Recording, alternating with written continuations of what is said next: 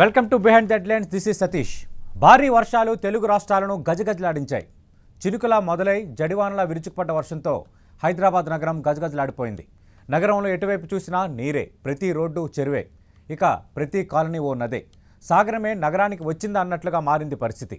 ఇప్పటికీ లోతట్టు ప్రాంతాలు ఇంకా ముంపులోనే ఉన్నాయి. మరోవైపు వరుణుడు ఇప్పుడే వదలనని సంకేతాలు ఇస్తున్నాడు. ఇంతకీ వాతావరణంలో ఈ మార్పులు దేనికి సంకేతం? ఈ స్థాయిలో వర్షాలు ఎందుకు ముంచెత్తుతున్నాయి? భారీ వర్షాలను నగరం తట్టుకునేదెలా? ఇదే అంశంపై నిపుణులతో 10 టీవీ ఎక్స్క్లూజివ్ డిబేట్ జరగబోతోంది. ప్రస్తుతం డిబేట్లో జాయిన్ అవుతున్నారు హైదరాబాద్ వాతావరణ కేంద్రం నుంచి వాతావరణ శాఖ అధికారి రాజారావు గారు. రాజారావు గారు నమస్తే అండి. నమస్తే అండి. రాజారావు గారు, ఈ ఉత్పాతం ఎవరు ఎక్స్పెక్ట్ చేయలేదు. అంటే ఈ స్థాయిలో వర్షం వస్తుందని కానీ, ఈ స్థాయిలో నష్టం జరుగుతుందని కానీ ఎవరి ఊహకి అందనిదిగా కనిపిస్తోంది. మీరు భారీ వర్ష సూచన ఉందని 2 రోజుల కిందట వాతావరణ శాఖ సూచించింది. మీరు కూడా ఎక్స్పెక్ట్ చేశారా ఈ స్థాయిలో వర్షపాతం నమోదవుతుందని, ఈ స్థాయిలో నష్టం ఉంటుందని? మేము ఈ భారీ నుండి అతి భారీ వర్షాలు కొన్ని చోట్ల కురుస్తాయని, అంతేకాకుండా అత్యంత భారీ వర్షాలు కూడా నమోదవుతాయని చెప్పి మేము ముందే హెచ్చరించడం జరిగింది. ఎందుకంటే మనకి ఈ తీవ్ర వాయుగుండం అనేది 13వ తారీఖు ఉదయం 6:30, 7:30 మధ్య సమయంలో అది కాకినాడ దగ్గర ఎప్పుడైతే తీరాన్ని దాటిందో అది పశ్చిమ వాయువ్య దిశగా ప్రయాణించి తెలంగాణ రాష్ట్రం మీదుగా అది ప్రయాణిస్తుందని చెప్పి కూడా హెచ్చరించడం జరిగిందనమాట. ఎప్పుడైతే తెలంగాణ రాష్ట్రం మీదుగా అది ప్రయాణిస్తుందో ఇది అధిక వర్షపాతం అంటే, అంతేకాకుండా అత్యంత వర్షపాతాలు నమోదయ్యే అవకాశం ఉంది. అది ఎక్కువగా తెలంగాణ రాష్ట్రం మీదే దీని యొక్క ప్రభావం చాలా ఎక్కువగా ఉంటుందని కూడా చెప్పడం మేము. అంతేకాకుండా ఈ 13వ తారీఖును కూడా మనకి రెడ్ అలర్ట్ అనేది కూడా ఇవ్వడం కూడా జరిగిందన్నమాట. అంటే ఈ స్థాయిలో వర్షం ఉంటుందని మీరే అంచనా వేశారా? అంటే అతి భారీ వర్షాలు గతంలో కూడా కురిశాయి. హైదరాబాద్లో 5 నుంచి 10 సెంటీమీటర్ల వర్షం కురిసినప్పుడు కొన్ని ప్రాంతాలు, లోతట్టు ప్రాంతాలు జలమయం అయ్యాయి. కానీ ఈసారి హైదరాబాద్లో దాదాపు 70% పైగా ప్రాంతం మొత్తం ఎఫెక్ట్ అయిన పరిస్థితి కనిపిస్తోంది. అంటే అది మనకి హైదరాబాద్కి ఉత్తర దిశలో, అంటే హైదరాబాద్ కి పైనుంచి అది ప్రయాణించడం జరిగిందనమాట. అది ఎప్పుడైతే కాకినాడ దగ్గర తీరాన్ని దాటిన తర్వాత పశ్చిమ వాయు దిశగా ఇది ప్రయాణిస్తూ అది ఎప్పుడైతే సెంట్రల్ తెలంగాణ మీద నుంచి ఎప్పటి నుంచి అయితే అది ప్రయాణిస్తుందో ఇప్పుడు ఈ జిల్లాలకి ప్రభావం, ప్రత్యేకించి సెంట్రల్ తెలంగాణ మీద దీని యొక్క ప్రభావం ఎక్కువగా ఉంటుందని చెప్పి ముందే అంచనా వేయడం. అంతేకాకుండా ఈ హెచ్చరికలు కూడా ఇటు తెలంగాణ గవర్నమెంట్ కి, అదే విధంగా స్టేట్ డిజాస్టర్ మేనేజ్మెంట్ అంటే ఈ రాష్ట్ర విపత్తు శాఖ వీళ్ళకి కూడా మేము హెచ్చరికలు జారీ చేయడం జరిగింది. వాళ్ళు దానికి అనుగుణంగానే ఇంకా చర్యలు కూడా తీసుకున్నారు. కాకపోతే ఏంటంటే మనకి హైదరాబాద్, మేడ్చల్, మల్కాజిగిరి, యాదాద్రి, భువనగిరి, రంగారెడ్డి ఈ 4 జిల్లాల్లోనే దీని యొక్క ప్రభావం చాలా ఎక్కువగా ఉందన్నమాట.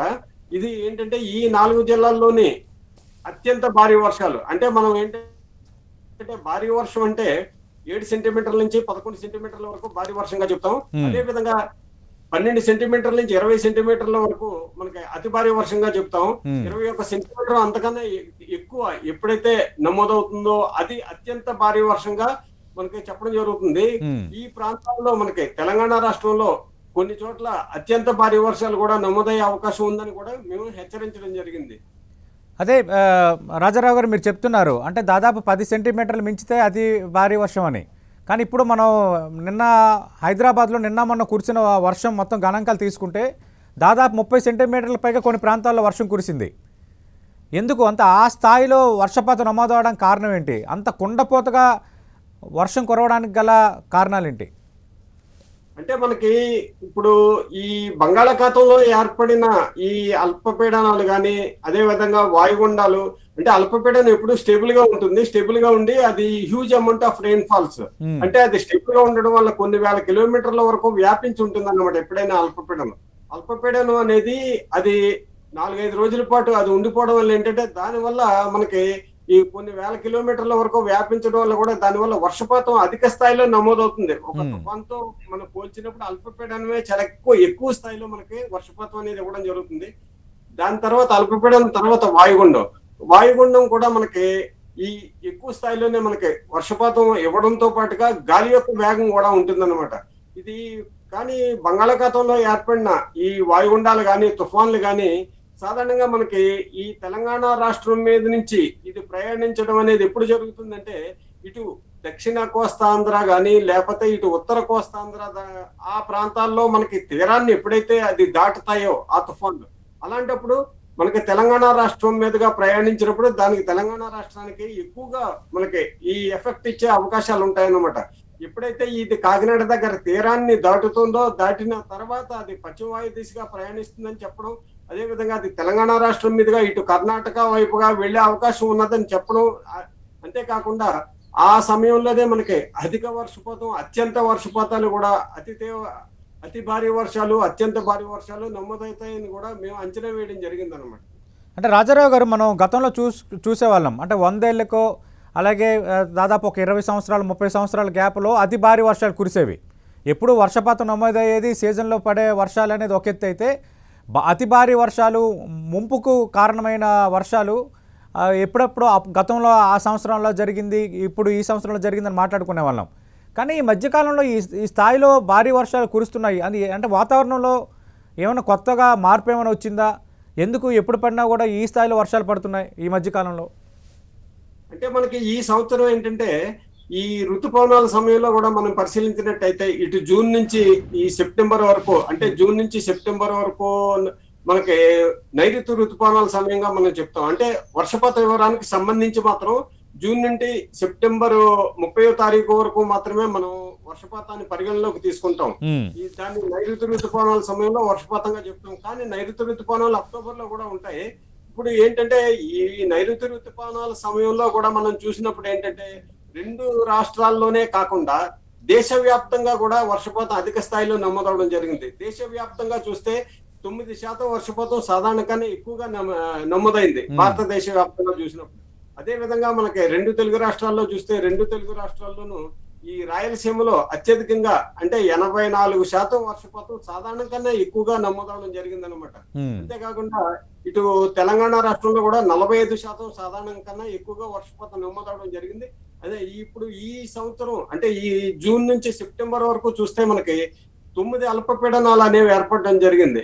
ఇది బంగాళాఖాతంలో ఏర్పడిన అల్పపీడనాలు. జూన్ లో ఒక అల్పపీడనం, జూలైలో ఒక అల్పపీడనం, ఆగస్టులో 5 అల్పపీడనాలు, అదే విధంగా సెప్టెంబర్ లో 2 అల్పపీడనాలు ఏర్పడ్డాయి. కానీ ఈ ఆగస్టులో ఏర్పడిన అల్పపీడనాలు ప్రత్యేకించి మనకి ఆగస్టు 2వ వారంలోను 3వ వారంలోను భారీ స్థాయిలో అంటే అత్యంత భారీ వర్షాలు కూడా ఇటు తూర్పు తెలంగాణ జిల్లాలు, అదే విధంగా కోస్తాంధ్ర విషయానికి వస్తే ఇటు ఈస్ట్ గోదావరి, వెస్ట్ గోదావరి, కృష్ణా, గుంటూరు ఈ జిల్లాల్లో కూడా అత్యంత భారీ వర్షాలు నమోదవడం జరిగిందనమాట. అంతేకాకుండా ఈ సంవత్సరం మనకు చూస్తే రాయలసీమలో గత 30 సంవత్సరాల్లోనూ లేనంత విధిగా ఈ నైరుతి ఋతుపవనాల సమయంలో మనకు వర్షపాతం అధిక స్థాయిలో నమోదవడం జరిగింది రాయలసీమలో. దీనికి ప్రధానంగా కారణం ఏంటంటే ఈ అల్పపీడనాలు ఏర్పడటంతో కాకుండా మనకి షియర్ జోన్స్ అనేవి కూడా ఏర్పడటం జరిగింది. ఈ షియర్ జోన్స్ ఏంటి, 15-16 డిగ్రీ లాటిట్యూడ్ దగ్గర ఈ షియర్ జోన్స్ ఇవి కూడా ఎక్కువగా ఏర్పడటంతో ఈ దక్షిణ తెలంగాణ జిల్లాలు, అదే విధంగా రాయలసీమ జిల్లాల్లో వర్షపాతం అధిక స్థాయిలో అంటే మనకి గత 10-12 సంవత్సరాల కన్నా ఎక్కువ స్థాయిలో కూడా ఈసారి నమోదవడం జరిగింది. ఇప్పుడు అంటే మొత్తం ఓవరాల్ తీసుకున్నప్పుడు ఈ సంవత్సరం కూడా మొత్తం దేశవ్యాప్తంగా కూడా మనకి వర్షపాతం అధిక స్థాయిలోనే నమోదవడం జరిగింది అనమాట. అంతేకాకుండా ఇప్పుడు మనం చూస్తే అక్టోబర్ లో ఈ నైరుతి ఋతుపవనాలు మనకి ఈ అక్టోబర్ లో సాధారణంగా 15వ తారీఖు కల్లా నైరుతి ఋతుపవనాలు ఉపశమనం అనేది పూర్తవుతుంది. కానీ మనకి ఎప్పుడైతే ఈ బంగాళాఖాతంలో ఈ తీవ్ర వాయుగుండం అనేది ఏర్పడడం జరిగిందో దానివల్ల ఏంటంటే నైరుతి ఋతుపవనాలు ఉపశమనం అనేది ఆగిపోయింది అనమాట. అంటే మనకి ఈ నార్త్ ఇండియా అంటే మధ్యప్రదేశ్, ఉత్తరప్రదేశ్ ఆ ప్రాంతాల వరకు ఉపశమనం అనేది రావడం జరిగింది. కానీ అదే సమయంలో ఎప్పుడైతే ఈ బంగాళాఖాతంలో మనకి ఈ అండమాన్, ఉత్తర అండమాన్ సముద్ర ప్రాంతాల్లో మనకి ఎప్పుడైతే ఈ అల్పపీడనం ఏర్పడి దాని తర్వాత మళ్ళీ అది తీవ్ర వాయుగుండం వరకు మారడం, తర్వాత ఈ కాకినాడ దగ్గర తీరాన్ని తాకడం, ఇప్పుడు ఇలాంటి ఈ పరిస్థితుల్లో ఏంటంటే ఈ నైరుతి ఋతుపవనాల ఉపశమనం అనేది ఆగిపోవడం జరిగిందనమాట. అంటే రాజారావు గారు, నేను అదే అడుగుతున్నా, గతంలో కూడా చాలా సార్లు అల్పపీడనాలు, వాయుగుండాలు ఏర్పడ్డాయి. అలాగే వాయుగుండం తీరం దాటుతున్నప్పుడు ఇంపాక్ట్స్ కూడా మనం చూసాం. అంటే హుదూద్ తుఫాన్ లాంటి, విశాఖ లాంటి నగరాన్ని ఏ విధంగా కకావికలం చేసే మనం చూసాం. కానీ ఇప్పుడు హైదరాబాద్ ఫినామినా వరకు మనం చూసుకుంటే దాదాపు 100 ఏళ్ల తర్వాత ఈ స్థాయి వర్షం కురిసింది హైదరాబాద్కి సంబంధించి. అంటే కేవలం బంగాళాఖాతంలో ఏర్పడిన అల్పపీడనాలకు అంత పవర్ఫుల్ ఉంటాయా, లేదంటే ఎక్కడ కూడా అలాగే ఉంటాయా?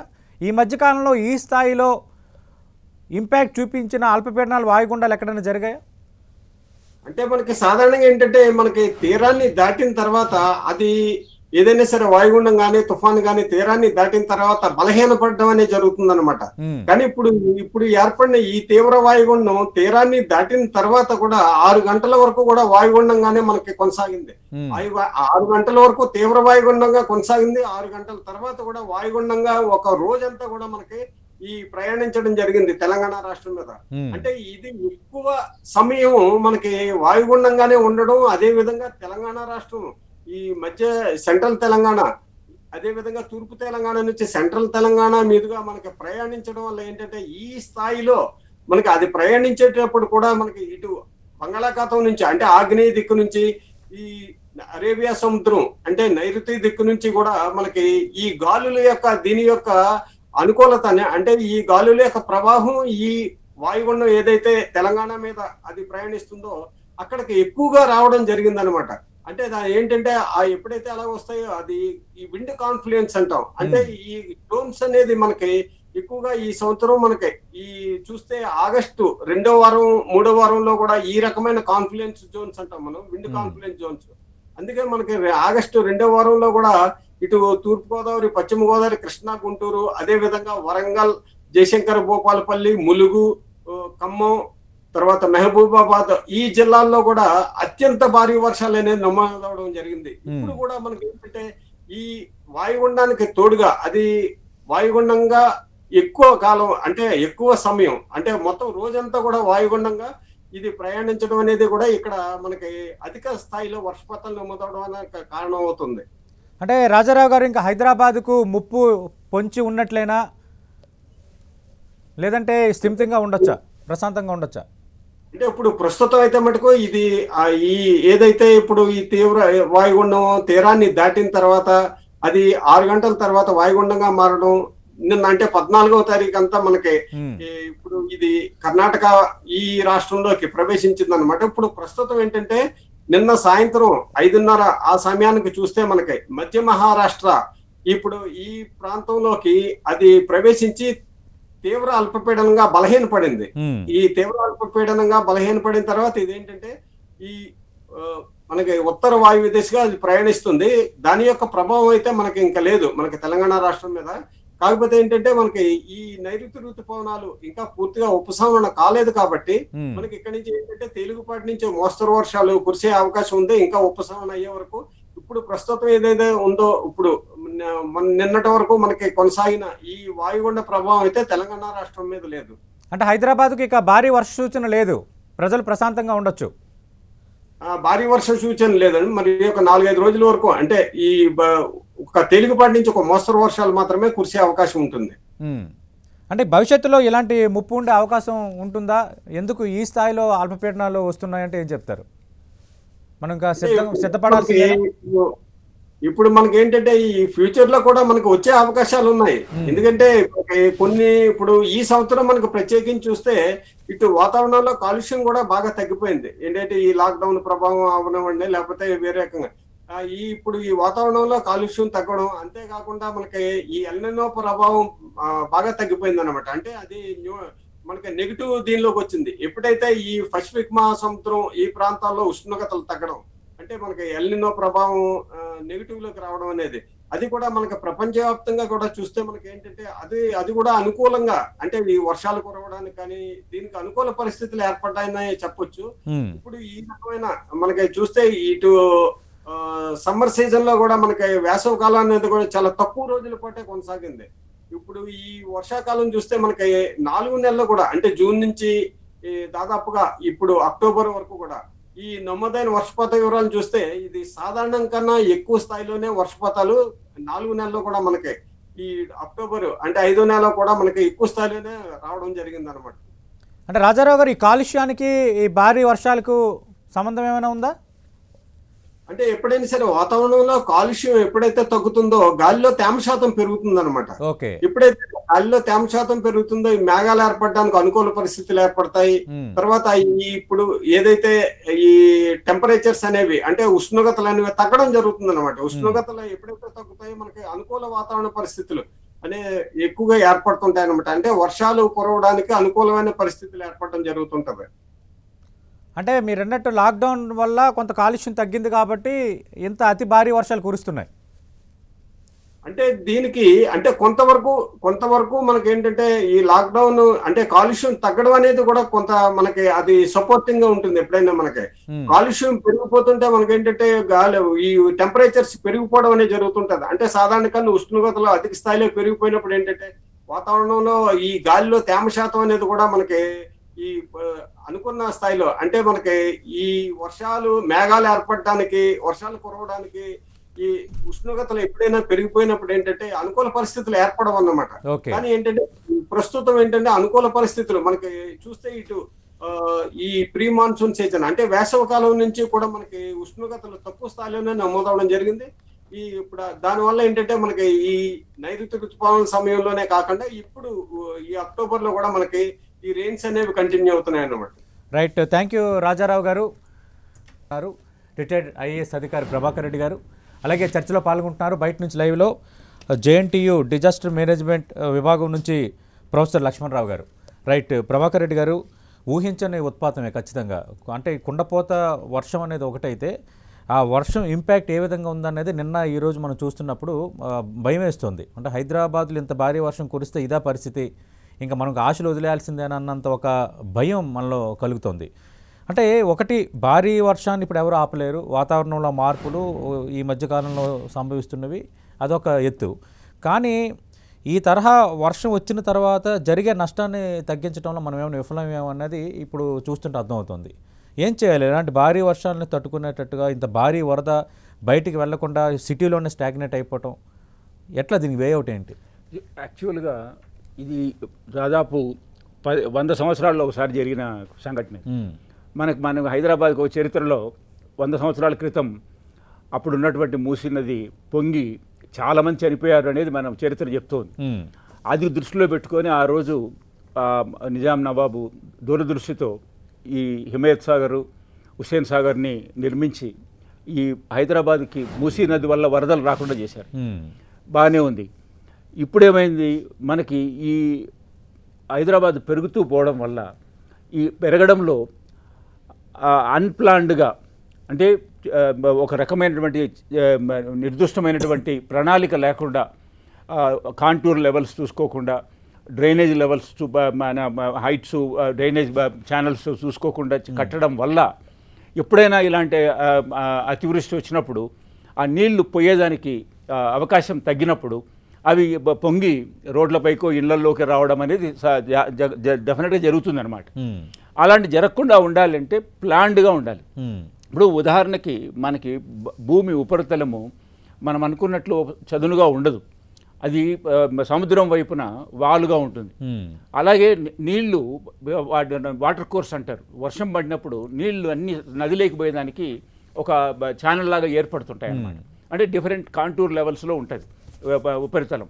దాన్ని దృష్టిలో పెట్టుకొని మనం కట్టేటువంటి కాలనీలు కానీ ఇల్లు కానీ మనం ఏ లెవెల్లో మనం ఇల్లు ఉంది, ఏ కోర్సులో నీళ్లు వర్షం పడితే ఎట్లా పోతాయి అనేది సిస్టమేటిక్గా అర్బన్ ప్లానింగ్ చేసుకొని దానికి తగినట్టుగా మనం ఇంప్లిమెంట్ చేయగలిగితే ఇలాంటి సంఘటనలు తగ్గించవచ్చు. ప్రమాదం ఇది జరుగుతుంది, ఎందుకంటే మనకు తెలిసిన అన్ప్రెసిడెంటెడ్ క్వాంటిటీ 32 సెంటీమీటర్లు లేదా 20 సెంటీమీటర్లు అంటే మీరు అన్నట్టుగా ప్రపంచంలో ప్లాన్డ్గా ఉన్న నగరాలు కూడా ఎఫెక్ట్ అవుతాయి. కానీ నష్టాన్ని మనం తగ్గించుకోగలది మన చేతిలో ఉన్నా మనం చేయలేకపోయాం అన్నది ఒకటి ఉంది.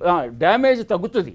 ఇప్పుడు మీరు ఎప్పుడైనా సరే నేచురల్ కెలామిటీ జరిగినప్పుడు దాంట్లో ఆ డిసాస్టర్లో ఎంత ప్రాణ నష్టం తగ్గించాము, ఎంత ఆస్తి నష్టం తగ్గించామని చూస్తాం ఎప్పుడైనా.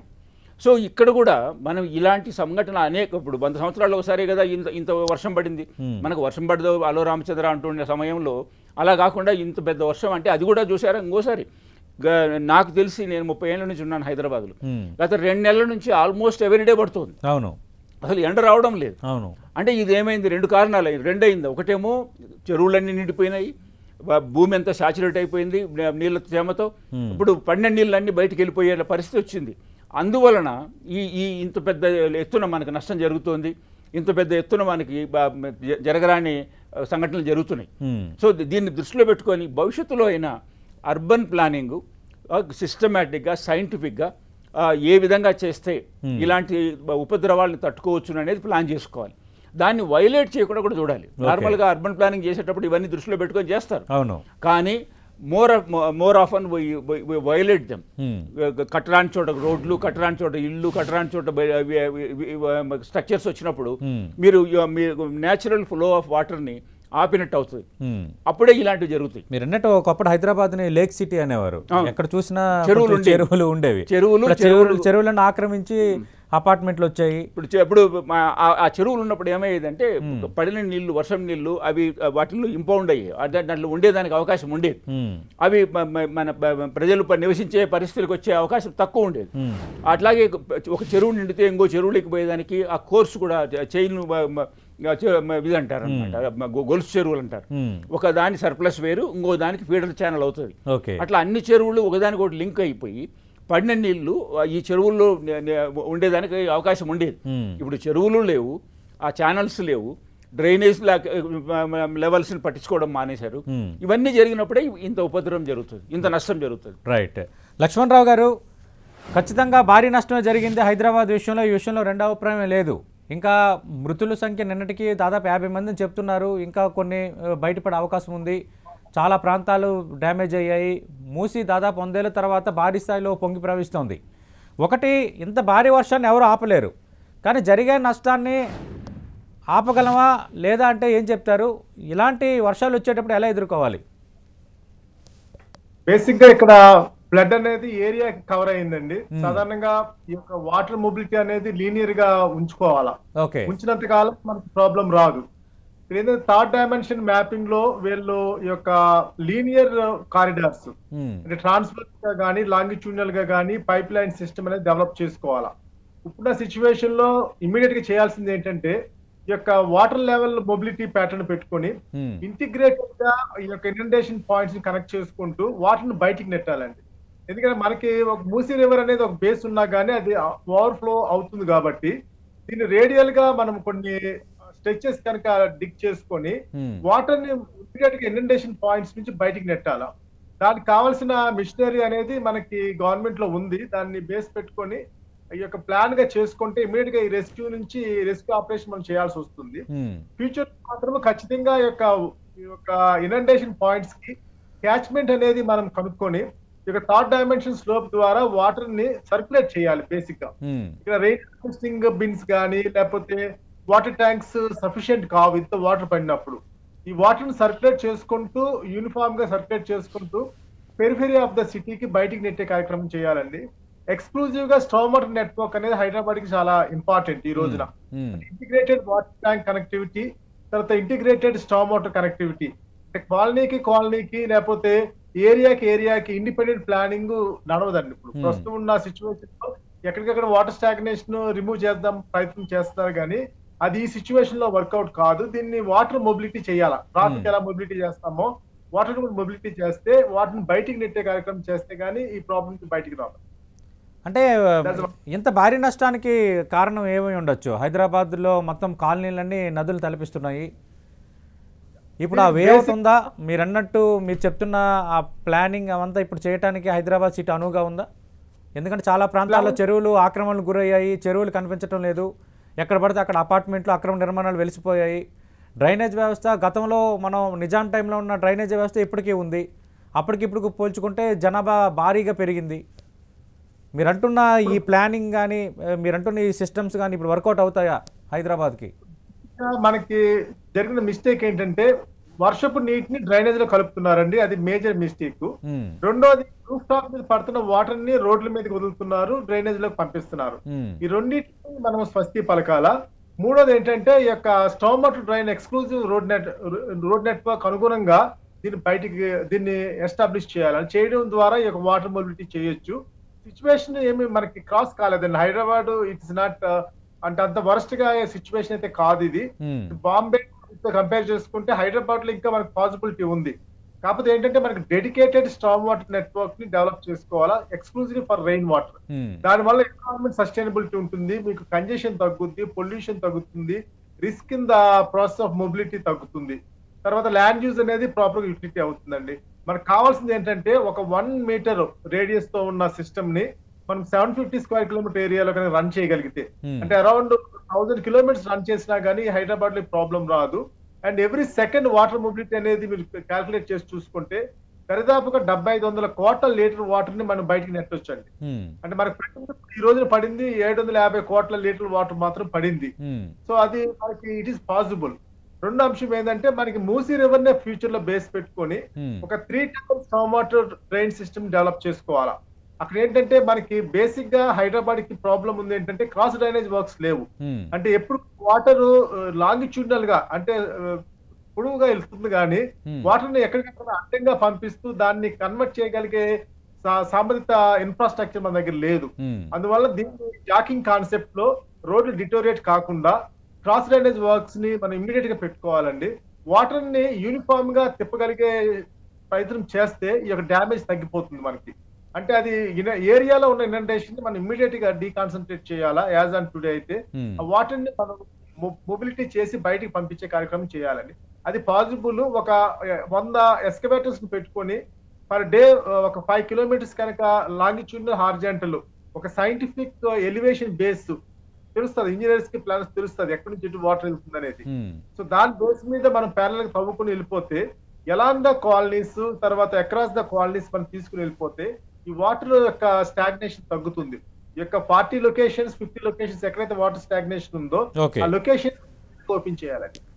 రైట్. అంటే ప్రభాకర్ రెడ్డి గారు, అంటే ఈ పరిస్థితి మారాలంటే ఏం చేయాలి? 1 భారీ నష్టం, 2 లోపాలు, 3 డ్రైనేజీ వ్యవస్థ, 4 అక్రమ నిర్మాణాలు, ఇవన్నీ కూడా ఖచ్చితంగా కారణాలే మనం ఎంత కాదనుకున్నా. కానీ ప్రతిసారి భారీ వర్షాలు వచ్చినప్పుడల్లా నష్టం జరిగినప్పుడల్లా ఈ విధంగా మాట్లాడుకున్నాం చాలా సందర్భాల్లో. కానీ పరిస్థితి అంతగా ఏం మారలేదు. కానీ ఈసారి ఇంత ఇంపాక్ట్ హెవీ వర్షం వచ్చేసరికి దాని ఇంపాక్ట్ దాని నష్టం ఏ స్థాయిలో ఉందో అర్థమవుతుంది. భవిష్యత్తులో ఒకవేళ ఈ తరహా భారీ వర్షాలు వచ్చినా నగరం తట్టుకునేటట్టుగా ఎలా చేస్తే బెటర్ ఉంటుంది? ఇప్పుడు 2 రకాలు అన్నమాట. ఇప్పుడు ఒకటేమో స్టామ్ వాటర్ డ్రైన్స్, అంటే స్టామ్ వాటర్ ఛానల్స్. అవి డ్రైన్ అంటే సరిపోయేటట్టు లేదు ఇప్పుడు. ఇంకా అవి ఎక్కడ ఓపెన్ ఛానల్స్ లాగా పెట్టుకోగలిగితే మనకి డిశ్చార్జ్ ఎక్కువ అయిపోదు అవకాశం ఉంటుంది అన్నమాట. అంటే ప్లాన్డ్గా ఇప్పుడు మీరు చెప్పిన విషయాలన్నీ దృష్టిలో పెట్టుకుంటే మన ప్లాన్లో లోపాలు ఉన్నాయి. ఈ డిశ్చార్జ్ ఆఫ్ వాటరు సక్రమంగా అప్రోప్రియేట్గా కావాల్సినంత జరగడం లేదు అని.